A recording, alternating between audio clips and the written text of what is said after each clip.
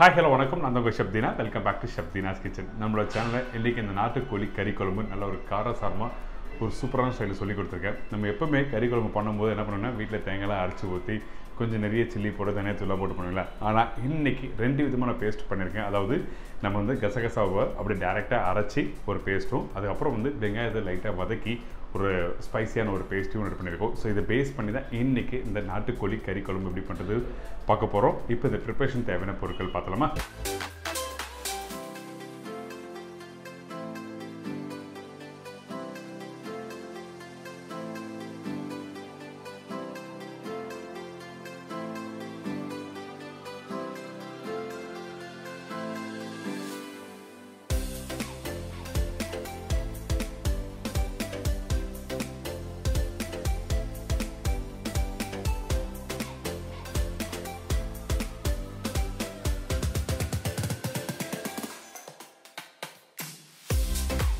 இப்போ இந்த சிக்கனை நாட்டுக்கோழி வந்து வேக வைக்க போகிறோம். ஃபஸ்ட்டு இந்த சிக்கன் எல்லாத்தையும் நம்ம ஆட் பண்ணிடலாம். அதில் ஸ்கின்னோட தான் வாங்கியிருக்கேன், ஆனால் சின்ன சின்ன பீஸு. அந்த முழு சிக்கன் இது ஆக்சுவலாக. ஸோ இந்த முழு சிக்கனோட அந்த லிவர் எல்லாமே இருக்கும் அதில். ஸோ இதில் வந்து மிளகாய் பவுடர் வந்து 1/2 ஸ்பூன் அளவுக்கு போட்டிருக்கேன். அதுக்கப்புறம் தனியா பவுடர் 1 ஸ்பூன், மஞ்சத்தூள் சிறிதளவு, இஞ்சி பூண்டு பேஸ்ட் 1/2 ஸ்பூன், அதுக்கப்புறம் கருவேப்பிலை, கொத்தமல்லி, அதுக்கப்புறம் பட்டை, லவங்கம், ஏலக்காய் சும்மா ஒன்று போட்டால் போதும், அதிகமாக தேவையில்லை. இதெல்லாம் போட்ட பிறகு உப்பு தேவையான அளவு, இதெல்லாம் போட்ட பிறகு தண்ணி ஆட் பண்ணிட்டு இப்போது பாயில் பண்ண வேண்டியதுதான். இப்போது நாட்டுக்கோழிக்கு வேக வைக்கிறதுக்கு தேவையான அளவுக்கு தண்ணி ஆட் பண்ணியிருக்கேன். நீங்கள் சிக்கன் எந்த அளவு வச்சுருக்கோம் உங்களுக்கு அந்த அளவுக்கு தண்ணி நீங்கள் ஆட் பண்ணி நீங்கள் வேக வைக்கலாம்.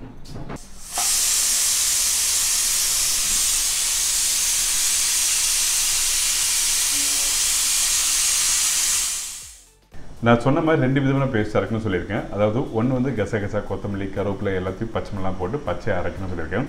ஸோ அரைச்ச பேஸ்ட் தான். இதுக்கப்புறம் வந்து நம்ம வந்து திருப்பி வந்து கொஞ்சம் லைட்டாக கொரியாண்டர் சீட்ஸ், அதாவது முழு தனியா, அதுக்கப்புறம் சின்ன வெங்காயம்லாம் போட்டு லைட்டாக வறுத்து ரெண்டு விதமான பேஸ்ட் பண்ண போகிறோம். அதுக்கு முன்னாடி இப்போ அரைச்ச பேஸ்ட் நான் காமிச்சிட்றேன். ஸோ இதுதான் வந்து கசகசாலாம் போட்டு அரைச்ச பேஸ்ட்டு. ஸோ இந்த பேஸ்ட் வந்து ஆக்சுவலாக இதுதான் திக்னிங் ஏஜென்ட்டாக யூஸ் பண்ண போகிறோம். திக்னிங் ஏஜென்ட்னா தேங்காய், நம்ம எப்பவுமே வீட்டில் கறி குழம்பு போடுவோம், தேங்காய் பால் அதிகமாக போடுவோம், அப்படியே தேங்காய் பேஸ்ட் போடுவீங்க. நான் எதுவுமே போடாமல் வெறும் லைட்டாக தேங்காய் பால் ஜஸ்ட் டேஸ்ட்டுக்காக ஆட் பண்ண போகிறோம் கொஞ்சமாக. ஆனால் பேசிக்காக திக்னிங் கொடுக்குற ஏஜென்ட் இது மட்டும்தான். ஸோ இப்போ இந்த பேஸ்ட் ரெடி ஆகிடுச்சு. இப்போ அடுத்தது வாங்க போய் பார்க்கலாம். இப்போ வந்து கசகசா பேஸ்ட் நம்ம அரைச்சாச்சு. இதுக்கப்புறம் நான் சொன்ன மாதிரி சின்ன வெங்காயம்லாம் போட்டு வறுத்து ரெடி பண்ண போகிறோம். இப்போ அந்த சின்ன வெங்காயம்லாம் இங்கே நம்ம கையில் இருக்குது. வாங்க அப்படியே குவான்டிட்டி பார்த்துடலாம். சின்ன வெங்காயம் 1 கப், அதாவது ஒரு 25 நம்பர் இருக்குது வெங்காயத்தை 1/2 கப் பண்ணி வச்சுருக்கேன். அதுக்கப்புறம் முழு தனியை வந்து 1.5 ஸ்பூன், சீரகம் வந்து 1/2 ஸ்பூன், காஞ்ச மிளகாய் வந்து 5லேருந்து 6 நம்பர், கொத்தமல்லி, கருவேப்பிலை தேவையான அளவு, மிளகு 1 ஸ்பூன், சோம்பு 1/2 ஸ்பூன், பிரிஞ்சி இலை, பட்டை, நல்லெண்ணெய். இதான் வந்து இந்த வறுத்து ரெடி பண்ணுற பேஸ்ட்டுக்கு தேவையான பொருட்கள். ஸோ இப்போ நம்ம ஸ்ட்ரைட்டாகவே நம்ம ப்ரிப்பரேஷன் ஸ்டார்ட் பண்ண போயிடலாம்.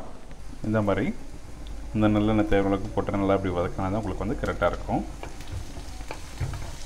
எப்பயுமே வந்து என்ன பண்ணுவோன்னா அந்த முழுதெண்ணெயெல்லாம் போட்ட பிறகு தான் சின்ன வெங்காயம் போடுவாங்க. ஆனால் எல்லாத்தையும் ஒன்றா போட்டுறமோ இந்த ப்ரிப்பரேஷனுக்கு வதங்குறோம். ஏன்னா கார அளவு இதுலேயே உங்களுக்கு தெரிஞ்சிடும்.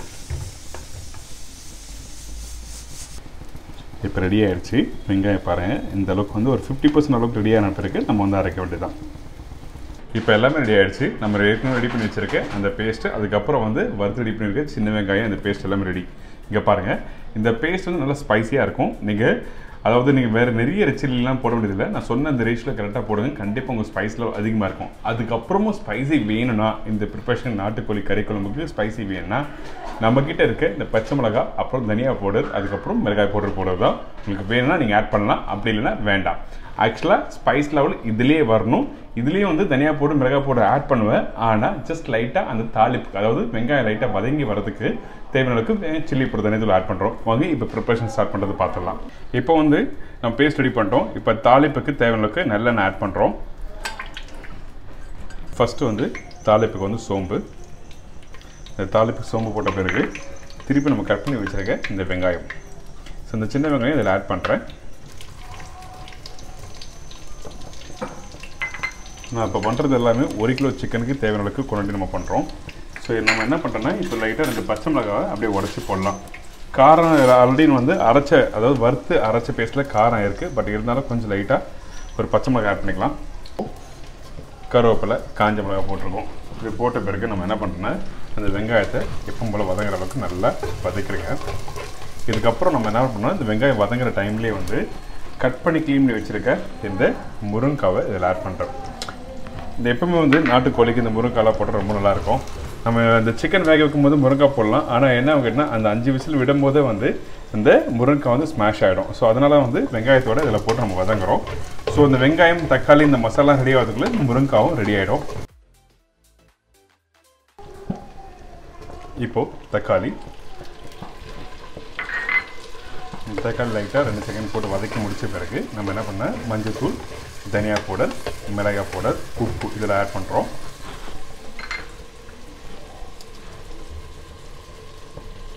மஞ்சள்தூள் சிறிதளவு தேவையான அளவுக்கு நீங்கள் ஆட் பண்ணிக்கலாம்.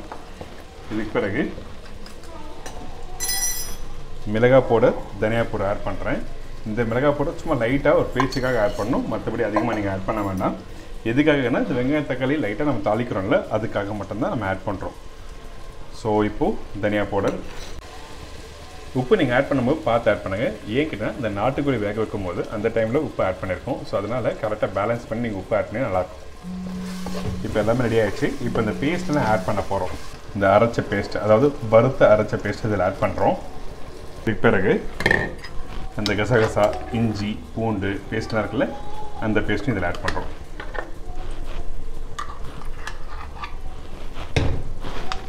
போட்ட பிறகு ஃபஸ்ட்டு அந்த வெங்காயம் தக்காளியோட நல்லா மிக்ஸ் பண்ணுங்க. நல்ல ஒரு ஸ்பைசியான ஒரு கிரேவி ரெடி ஆகுது. இந்த டைமில் அந்த வேக வச்ச அந்த சிக்கன் இருக்குல்ல, அந்த சிக்கன் ஸ்டாக் வாட்டர் இதில் ஆட் பண்ணுறோம். இப்போ இந்த கிரேவி நல்லா கொதி வரட்டும். அதுக்கு பிறகு சிக்கன் ஆட் பண்ணலாம். ஏன்னா இந்த சிக்கனோட அந்த பேஸ்ட்லாம் போட்டிருக்கோம்ல, நம்ம டேரெக்டாக இப்போ சிக்கன் ஆட் பண்ணால் அந்த பேஸ்ட்டோட அந்த பச்சை வாசனை இருக்கும். அதனால தான் வந்து ஃபஸ்ட்டு கிரேவி நல்லா கொதிக்க வரும். அதுக்கு பிறகு வந்து இந்த சிக்கன் ஆட் பண்ணலாம் சொல்கிறேன். கொஞ்சம் கொத்தமல்லி. ஓகே, இப்போ இந்த கிரேவி ரெடி ஆகிடுச்சு. இங்கே பாருங்கள், இப்போ இந்த கிரேவியோட டெக்ஸ்டர் இந்த மாதிரி தின்னாக இருக்கணும். ஸோ இந்த டைமில் நம்ம என்ன பண்ண போகிறோம்னா அந்த பச்சை வாசனைலாம் போயிடுச்சு, அதை செக் பண்ணுங்கள். அதுக்கு பிறகு நம்ம வேக வச்ச அந்த சிக்கனை வந்து இதில் ஆட் பண்ணுறோம்.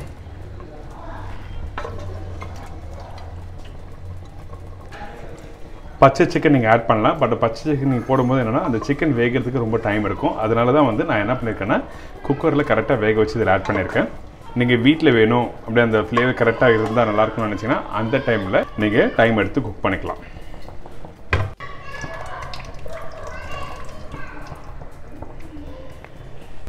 கொஞ்சம் இப்போ இந்த மாதிரி தேங்காய் பால் லைட்டாக லாஸ்ட்டாக மிக்ஸ் பண்ணி எடுத்து ஒரு 2 கொதி விட்டு இருக்கீங்கன்னா இந்த ஒரு அருமையான இந்த நாட்டுக்கோழி கறி குழம்பு ரெடி. அதில் ஒரு ஸ்பைஸியான ஒரு ப்ரிப்ரேஷன், நல்ல ரைஸோடு சாப்பிட்டா நல்லாயிருக்கும். அது மட்டும் இல்லாமல் இடியாப்பும் கல் தோசையோடு சாப்பிட்டு பாருங்கள், சூப்பரான ப்ரிப்ரேஷன். என்னங்க இந்த நாட்டு கறி குழம்பு எப்படி பண்ணுறது இப்போ எல்லாருக்கும் ஈஸியாக தெரிஞ்சிருக்கும். கண்டிப்பாக வீட்டில் ட்ரை பண்ணி பாருங்கள்.